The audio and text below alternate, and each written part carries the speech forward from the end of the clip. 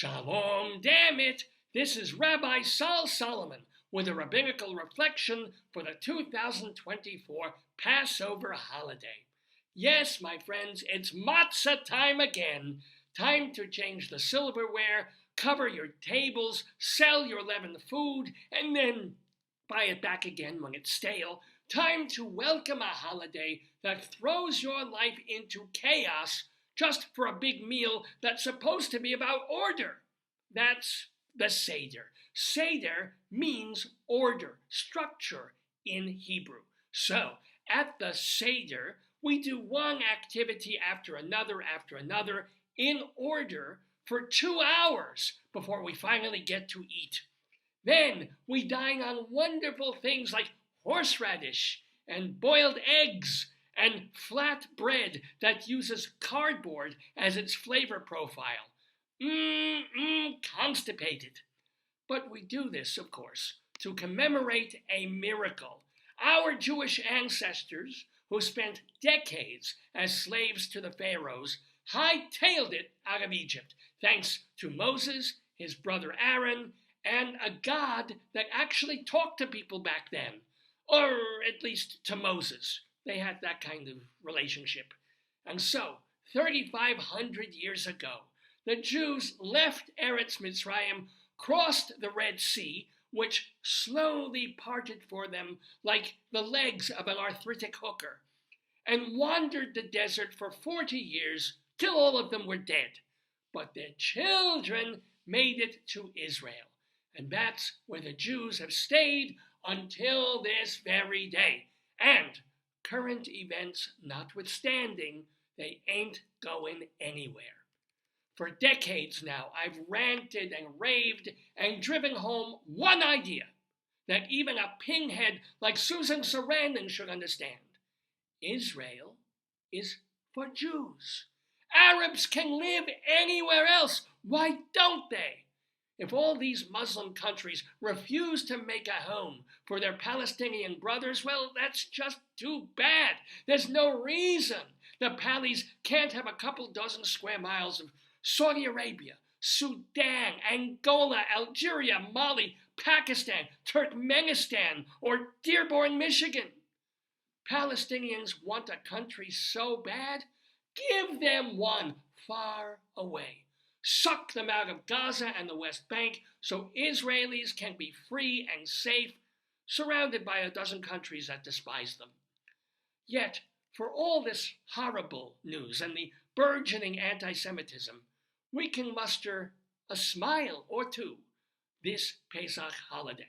On Thursday, the president of Columbia University, an Arab no less, looked at the swarm of hippie hooligans disobeying orders to vacate the college lawns and said, finally, if you don't leave, I'm calling the cops. They stayed, in came the riot squad, and more than 100 imbeciles were arrested and suspended, not for being anti-Israel, that's a given for these smelly hermaphrodites, but for trespassing on private property and assuming that their bleeding heart wokeness would be an impermeable escutcheon. Understand that they were nonviolent, and so were the cops. Everybody got what they came for. President Shafik got her lawn back for a day. The cops made their quota without a single speeding ticket, and the brats got on TV crying and laughing and showing every employer in America who not to hire at the next job fair. On top of this heartening development of cracking down on crackpots, there's more amazing news. A week ago, Iran sent hundreds of missiles streaming into Israel. I think one of them hit. All the rest were intercepted and bombed out of the sky by the vaunted Iron Dome. Where that dome was on October 7th is another story, but at least this time it worked like gangbusters, or bomb-busters. And after that, Israel hit back with a bunch of mini drones that were mini enough to do minimal damage, but scary enough to make the Tehran tyrants think twice about escalation.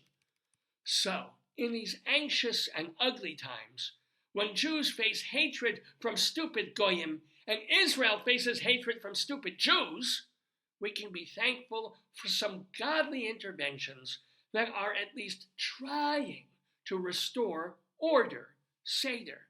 And for those who still equate Zionism with oppressive colonialism as opposed to my house, my rules, here's some poetic justice.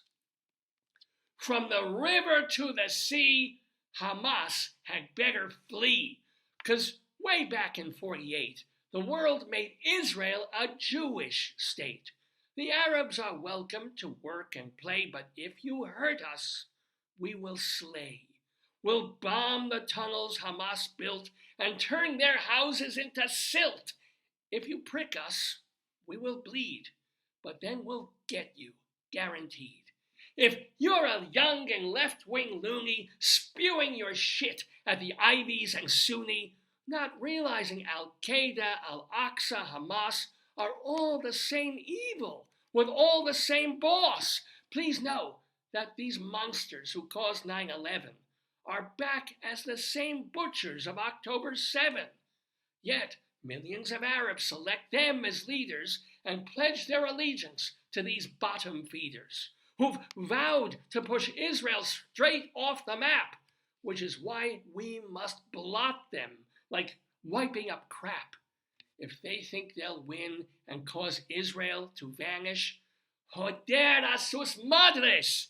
Look it up, it's Spanish.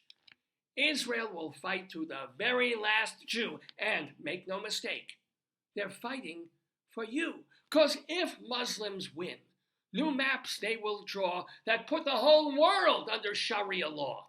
So Israel will struggle as lies leave her friendless, and Israel will fight, though the fighting is endless. And Israel will win, because Israel must, and grind our foes into cockroach dust. From Haifa to Tiberias, IDF is dead serious. From Kiryat Shmona all the way to Eilat, the Arabs can lick Golda Meir's hairy gray twat. From the sea to the river, we'll make Hamas quiver, and for year after year, Israel stays here. This has been a Rabbinical Reflection from Rabbi Sol Solomon, Temple Sons of Bitches in Great Neck, New York. Happy Pesach Seder to you. From border to border, we will restore order.